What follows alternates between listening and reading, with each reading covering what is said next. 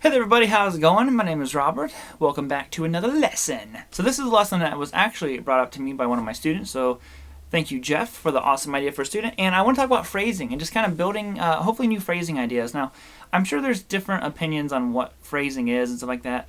To me, it's just the manner in which you're delivering the note.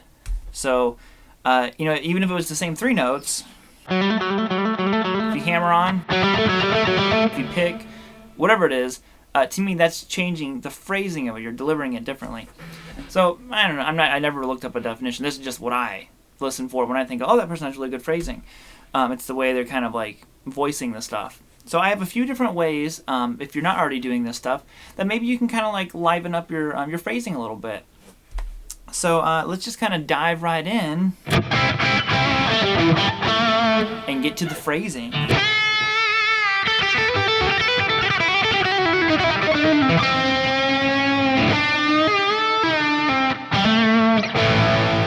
Okay, so one real easy way to kind of like emphasize some different phrasing options and just get a very unique and colorful sound is sliding to your notes. So it's easy just to play the notes, like that. But if you went,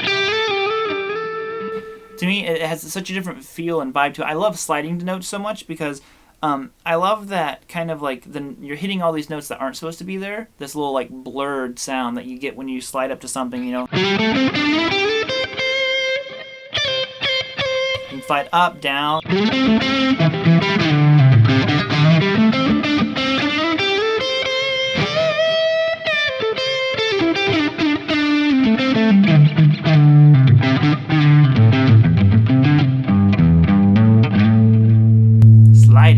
It really does make a big difference. So maybe if you're playing some of your licks that you use all the time and you see you're just going to a lot of notes, see if you can maybe slide to a couple of them. I don't really have an exact example other than what I just played, but sliding to me is definitely a way to increase your phrasing. Maybe even take like a pentatonic scale. Instead of playing like that, go. Just to get some different ideas,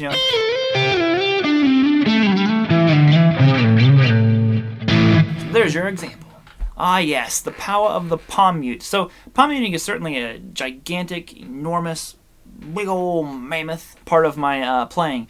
I palm mute almost everything, and why I do that is because it cleans up your playing a lot. And I keep my hand pretty anchored back here, very close to the bridge. I'm basically like resting literally on the bridge and the strings at the same time. So what I do a lot of times when I'm playing something is I palm mute it and I gradually decrease the palm mute if I'm like ascending it. Sorry, let me actually get readings in my hands. Here the palm mute gets less. It starts off very thick and then eventually there's no palm mute at the very end. Same if I did, I start with no palm mute.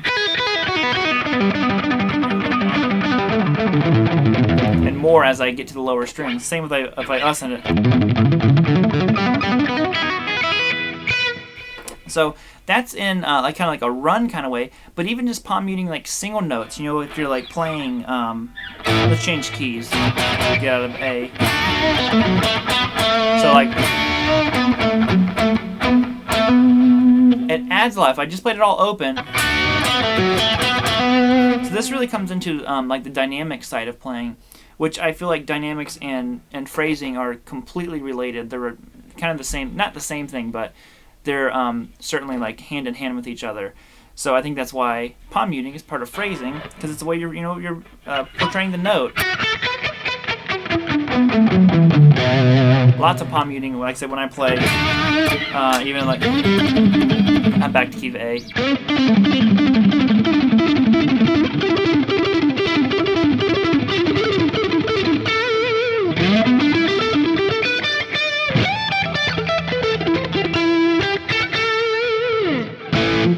So palm muting is perfect. Now this one is something that I never really even actually think about, and it was Jeff who pointed this out to me, and it's the pick rake. So a lot of times, well actually I shouldn't say a lot of times, like every single time I bend, I rake the strings, and even if I'm just doing like single notes, I like to rake the strings. And it's just a very percussive approach to playing a note. You know, you'll hear people like Kirk Hammett, when he bends the strings, he doesn't rake. He goes straight for the note. He's like, and there's totally nothing wrong with that. That's just a sound that I've never really liked, and I like that big, not that, like just that little rake. And how I'm doing that is I'm actually muting those strings with my right hand. Again, back to the palm muting thing, and I'm only not muting the string I want to play.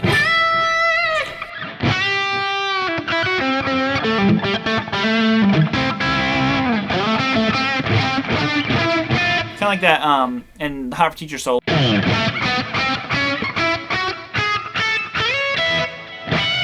He does lots of rakes and all that stuff. So I think raking is a real cool kind of like I said, percussive side to add to your phrasing when you're playing some notes.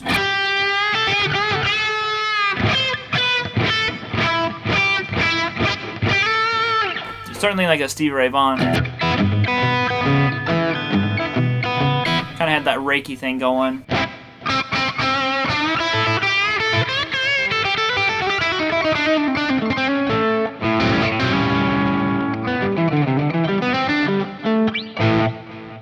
And there you have it. I had to adjust my chair. My hand keeps falling down here and I'm not paying attention. And I know I'm looking at the monitor, not the camera lens. Dang it. I'm just the worst at that. But anyway, so here's the next thing. So bending. I'm sure a lot of you kind of saw this. I think bending is probably the single most kind of like individualized kind of like part of the guitar.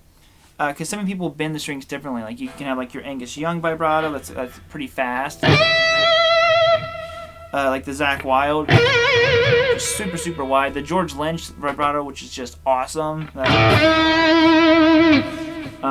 That's not a very good example of George Lynch vibrato. That was like my vibrato. But you know, everyone just has their own different kind of take on bending. And I think there's a lot of different ways to bend the strings. For one, you know, pit bending to different pitches is a great way. You can do like a full step, half step, which isn't exactly a good note to be hitting right now. We're going to do it anyways. And then you can do like your overbend.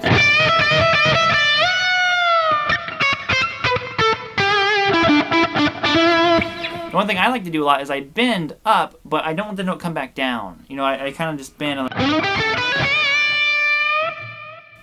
yeah, it goes up and it ends. And what I do is I lift my fingers up a little bit, and I kind of put my right hand on here and I mute it. And I just think it has a cool kind of like emotion kind of like attached to it, you know?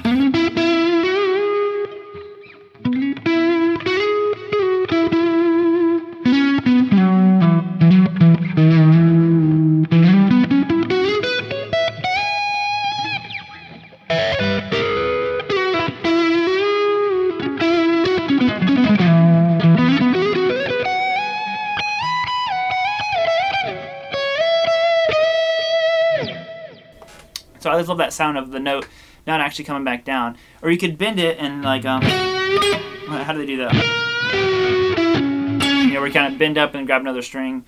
And I know that you're probably thinking these are licks and it's not phrasing, but to me this is all part of like phrasing, and building up your own phrasing is learning stuff like this. So we're on to the final one. Now the final one, we don't need to pick for, because what I'm going to say is actually playing with your fingers, and you're going to be like, oh, it's just another technique, that's not phrasing. Well, here's the thing though. At least for me, when I play with my fingers, it forces me to phrase when I'm playing differently. I don't have the same comfort zone as I do when I'm using a pick. So if I'm just kind of sitting here playing with my fingers, you know, whatever it might be, like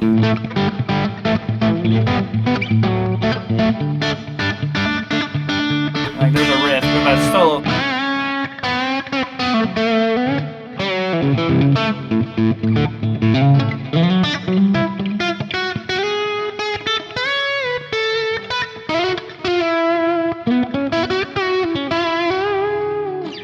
And like I said, it just makes me kind of like play and phrase things, you know.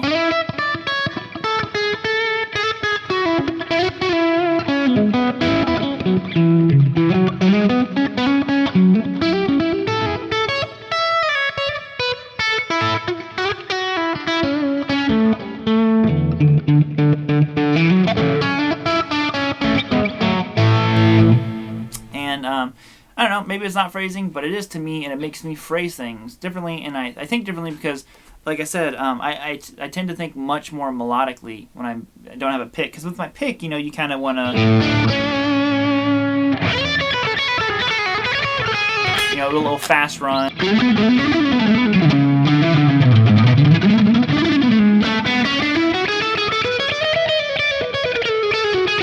When I just have my fingers, I don't think that way. I'm just thinking like, okay.